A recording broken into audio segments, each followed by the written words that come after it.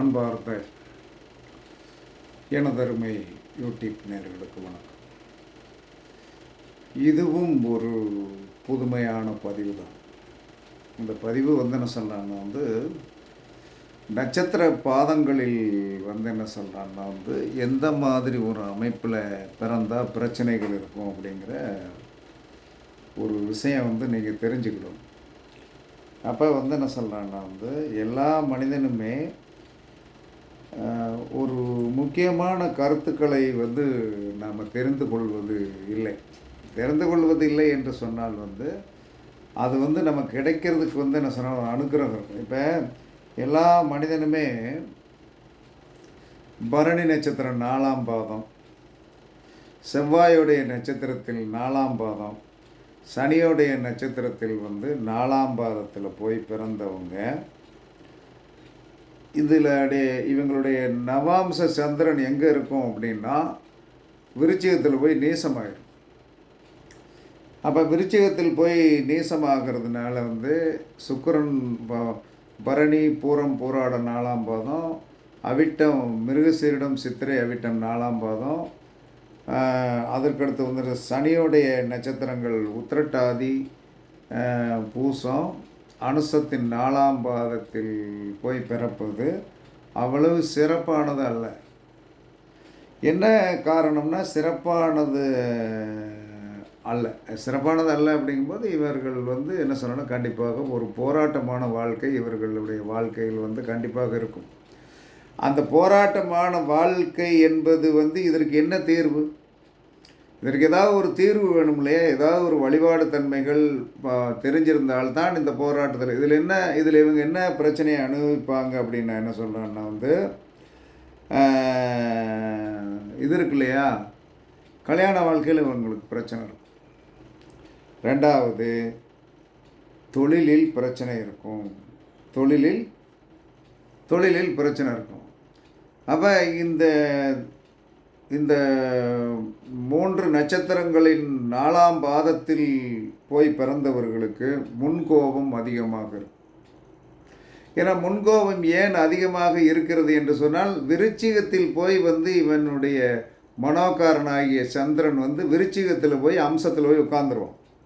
அப்போ விருச்சிகம் என்பது என்ன சொன்னால் தேள் மாதிரி. இவர்களை யாராவது என்ன சொன்னான்னா கொஞ்சம் லேசாக தூண்டி விட்டுட்டாங்க அப்படின்னா இவர்கள் பயங்கரமான டென்ஷன் ஆயிடுவாங்க. இந்த டென்ஷன் ஆயிடுறது இவர்கள் நியாயமான டென்ஷனாக தான் இருக்கும். அந்த நியாயமான டென்ஷனை எதிராளி ஏற்றுக்கொண்டு இருக்கிற விதம் இவர்களுக்கு என்ன முத்திரை குத்துவார்கள் என்று சொன்னால் கோவப்படுவார். நம்மளுடைய பேச்சை அவர் என்ன சொன்னா காது கொடுத்து கேட்க மாட்டார். ஆனால் இவங்க பேசுறது கரெக்டாக இருக்கும். ஏன்னா விருச்சிகத்து சந்திரன் என்ன சொல்கிறேன்னு நேசம்தான். ஆனால் விருச்சிகத்திற்கு என்று ஒரு பெரிய நல்ல கேரக்டர் உண்டு. அந்த கேரக்டரை இவர்கள் என்ன சொன்னான்னா இவர்களுக்கு இயற்கையாகவே உடல் ரீதியாக என்ன சொன்னான்னா அந்த கேரக்டர் பதிஞ்சிரும். அந்த பதிஞ்சு இருக்கிறதுனால இவர்கள் என்ன சொல்கிறான்னா இவர்களால் அந்த டென்ஷன் போக்குவரத்தை இவர்களால் தாங்கிக் கொள்ள முடியாது. ஒரு நியாயமாக இருக்கிறவர்களுடைய இந்த இதை தாங்கிக் கொள்ள முடியாது. அப்போ தாங்கிக் கொள்ள முடியாமல் என்ன சொல்கிறான்னா இவர்களை என்ன சொன்னாங்கன்னா டீஸ் பண்ணுவதற்கு என்றே இவர்களுக்கு என்றே அந்த கிரகத்தோடைய தாக்கம் இவர்களுக்கு இருக்கிற காரணத்தினால இவர்களை அந்த கோபப்படுத்தக்கூடிய ஒரு மனோநிலைக்கு எல்லா மனிதர்களுமே கொண்டு வந்துட்டு இவர்களிடம் போய் என்ன சொல்கிறான்னா நீங்கள் என்ன சொன்னான்னா தேவையற்ற வாதங்களை நீங்கள் வைத்தீர்கள் என்று சொன்னான். தேவையற்ற வாதங்களை வைத்தால் என்ன நடக்கும்? உங்களுக்கு இவர்கள் அதாவது ஒரு மனிதனுடைய இயல்பை பற்றி நீங்கள் தெரிந்து கொண்டீர்கள். அதாவது சனியோடைய நட்சத்திரத்தின் 4ஆம் பாதமும் செவ்வாயுடைய நட்சத்திரத்தின் 4ஆம் பாதமும் அதற்கடுத்து என்ன சொல்கிறான்னா சுக்கிரனுடைய நட்சத்திரத்தின் 4ஆம் பாதத்தில் ஒரு தடவை நீங்கள் போய் பார்த்து பேசினீர்கள் என்று சொன்னால் அவர்களுடைய உண்மையான சொரூபம் கொஞ்சம் படபடத்த தன்மையுடையவர்களாக இருப்பார்கள். அவர்கள் கொஞ்சம் வந்து அறிவு சார்ந்த விஷயத்தில் வந்து சிறந்தவர்களாகவே இருப்பார்கள். என்ன காரணம்? விருச்சிகம் என்பது காலபுருஷனுடைய 8ஆம் இடம். ஆராய்ச்சி தன்மை வந்து இவர்களிடம் நல்லாவே இருக்கும். நீங்கள் போகிறவங்க என்ன செய்வீங்கன்னு தெரியுமா? உங்களை அறிவாளிகளாக நினைத்து கொண்டு அவர்களை முட்டாள்களாக பார்க்கும்போதே அவன் வந்து அவர்களுடைய பிரெயின் வந்து என்ன சொல்கிறேன், எப்பயுமே ஒன்று நினைத்து கொள்ளுங்கள். எந்த ஒரு கிரகம் வந்து என்ன சொல்கிறான்னா வந்து நீசம் ஆகிறதோ, ஒரு கிரகம் நீசம், அவர்களுடைய சந்திரன் வந்து நீசமாகிறார். அந்த நீசமான கிரகத்திற்கு என்ன பலன் என்று தெரியுமா? எதையும் அந்த நீசத்தன்மையை வந்து மீட்டெடுத்து நீசபங்க ராஜயோகமாக வந்து வாழ்க்கையை நடத்த வேண்டும் என்று சொல்லக்கூடிய ஒரு வெறிதான் இருக்குமே தவிர, அந்த வெறி அவங்ககிட்ட இருக்கும். அவங்ககிட்ட போய் தயவு செய்து நீங்கள் என்ன சொல்கிறாங்கன்னா புரிந்து கொண்டீர்கள் என்று சொன்னால் அவர்களிடம் அவர்கள் போக்குப்படியே விட்டு அவர்களுடைய அறிவால் ஒரு சில பொக்கிஷங்களான ஐடியாக்கள் வச்சுருப்பாங்க. அதை நீங்கள் அவரிடம் பணிவாக இருந்து கறந்து வந்து விட்டீர்கள் என்று சொன்னால் உங்களுக்கு ஒரு முழுமையான வெற்றிக்கு அவர்கள் சொல்வது நடந்துடும். என்ன காரணம்னா, காலபுருஷனுடைய ஒரு ஸ்திர ராசியில் போய் வந்து காலபுருஷனுடைய 4 குடையவன் என்று சொல்லக்கூடிய சந்திரன் வந்து நீசமாகிறான். அப்போ சந்திரன் என்பது தாய். அந்த தாய்க்குன்னு ஒரு மரியாதை உண்டு. அப்போ இவர்கள் சந்திரன் என்று சொல்லக்கூடிய கிரகம் நீசத்தன்மை அடைந்து போன காரணத்தினால் கோபம், கொந்தளிப்பு, எமோஷன் இத்தனையும் இந்த 3 நட்சத்திரத்தின் 4ஆம் பாதத்தில் பிறந்தவர்களுக்கு கண்டிப்பாக உண்டு. அப்போ இவர்களும் என்ன சொல்கிறாங்கன்னா தன்னை புரிந்து கொள்ள வேண்டும். அது எதிராளிகளை மட்டும் நான் புரிந்து கொள்ள வேண்டும் என்று சொல்லக்கூடிய நோக்கத்தில் சொல்லவில்லை. இவர்களும் தன்னுடைய சந்திரன் அம்சத்தில் போய் நீசமாகிவிட்டான்.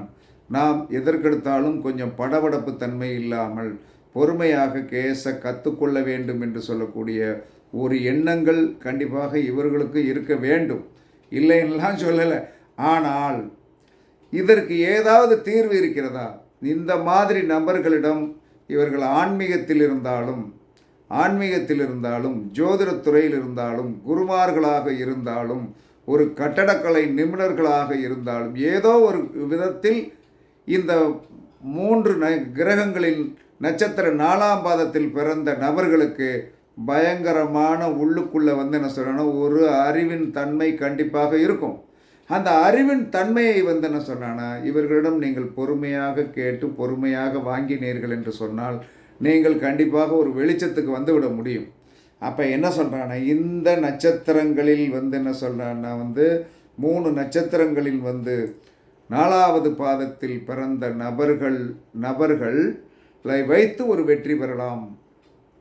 கண்டிப்பாக ஒரு வெற்றி பெறலாம், உறுதியாக வெற்றி பெறலாம். அவர்களிடம் திறமைகள் உண்டு. அப்போ இவர்கள் எதால் பாதிக்கப்படுவார்கள் என்று சொன்னால் கல்யாண வாழ்க்கையில் இந்த 3 நட்சத்திரத்தின் 4 பாதத்தில் போய் பிறந்தவர்கள் திருமண வாழ்க்கையில் வந்து ஒரு கசப்பு என்பது இவர்களுடைய வீட்டில் கண்டிப்பாக இருக்கத்தான் செய்யும். அதற்கடுத்து தொழிலில் இவர்கள் ஏதோ ஒரு விதத்தில் தொழில் இன்னொருத்தட்ட அடிமை தொழில் பார்த்தாலும் தானாக சுயமாக தொழில் வைத்து பார்த்தாலும் இவர்கள் என்ன சொல்கிறாங்கன்னா வந்து ஒரு போராட்டத்தில் இருப்பார்கள்.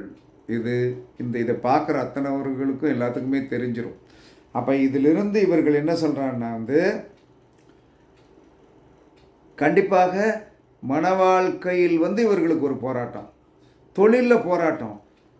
தொழிலில் போராடிட்டு வந்த ஒரு நபரை மனைவி புரிந்து கொள்ள மாட்டாங்க.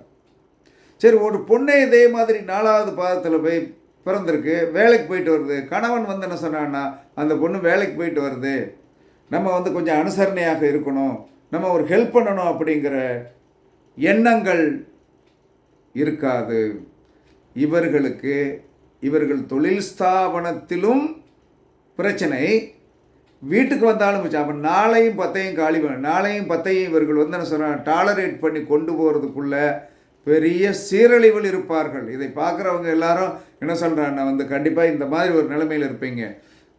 இதில் வந்து என்ன சொன்னா, சுக்கிரனுடைய நட்சத்திரத்தின் 4ஆம் பாதமும் செவ்வாயுடைய நட்சத்திரத்தின் 4ஆம் பாதமும் சனியோடைய நட்சத்திரத்தின் 4ஆம் பாதத்தில் நீங்கள் பிறந்தவங்க உங்களுடைய தொழில் சார்ந்த விஷயத்தில் வந்து என்ன சொல்கிறான்னா வந்து கண்டிப்பாக உங்களுக்கு பிரச்சனை இருக்கும். சரி, அங்கே தான் நமக்கு வந்து சீரழிவில் இருந்துட்டு வாரோம் அப்படின்னா வீட்டில் வந்தீங்கன்னா உங்களுடைய துணைவியார் என்று சொல்லக்கூடியவரும் கணவர் என்று சொல்லக்கூடியவரும் உங்களுடைய பெற்ற தாய் உட்பட உங்களுக்கு உங்களுடைய தொழில், நீங்கள் இவ்வளோ கஷ்டப்படுறீங்க, இவ்வளோ டிப்ரெஷன் மைண்டில் இருக்கீங்க, இவ்வளவு பிரச்சனைகள் இருக்கீங்கிறதை தெரியாமலே உங்களை மீண்டும் மீண்டும் மீண்டும் மீண்டும் சொன்னா வந்து குத்திக்கொண்டே இருப்பார்கள்.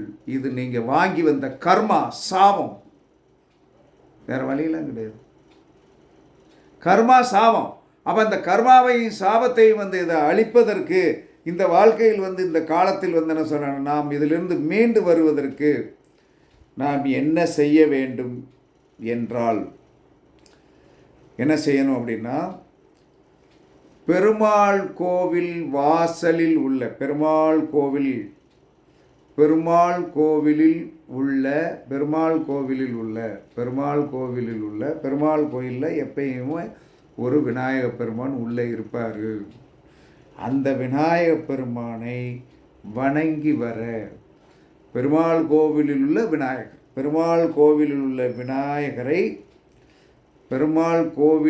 விநாயகரை இவர்கள் நித்தமும் வழிபட்டு சென்று வர வர வர வர வர அந்த கோயில் வந்து பெருமாள் கோயில் வந்து அதிகமாக எந்த ஊர்லேயும் திறக்கலையாங்கிறது தெரியல. ஆனால் கொஞ்சம் வந்து அது சிரமம். மற்ற கோயில்கள்லாம் திறந்துருக்கும்.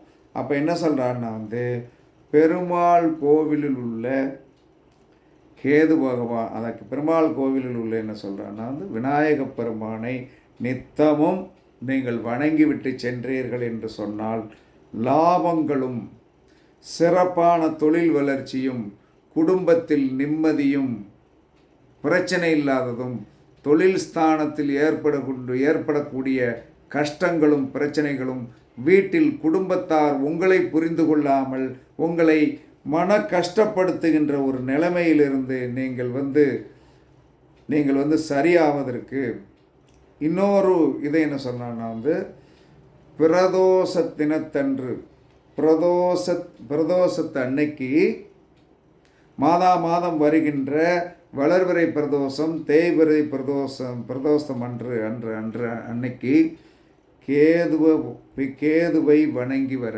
கேது பகவானை வணங்கி வருதலும், பிரதோஷத்தன்னைக்கு கேது பகவானை வழிபாடு பண்ணுதலும், பெருமாள் கோவில் முன் உள்ள விநாயகரை வணங்கி வர உங்களுடைய இந்த உண்மையான கஷ்டங்களும் பிரச்சனைகளையும் தீர்ந்து உங்களுக்கு ஒரு டென்ஷன் இல்லாத ஒரு நிலை வந்து என்ன சொன்னான்னா வந்து கண்டிப்பாக இறைவன் கொடுப்பார் என்று சாஸ்திரம் சொல்லுகிறது. பயன்படுத்தி பாருங்கள், வெற்றி பெறுங்கள் என்று கூறி உங்களிடமிருந்து விடைபெறுவது சிப்பிப்பாறை ஜோதிடரசு ஆதி ராகவன் ஜெயபாலாஜி. சுகமே சொல்க, வாழ்க வளமுடன். வணக்கம்.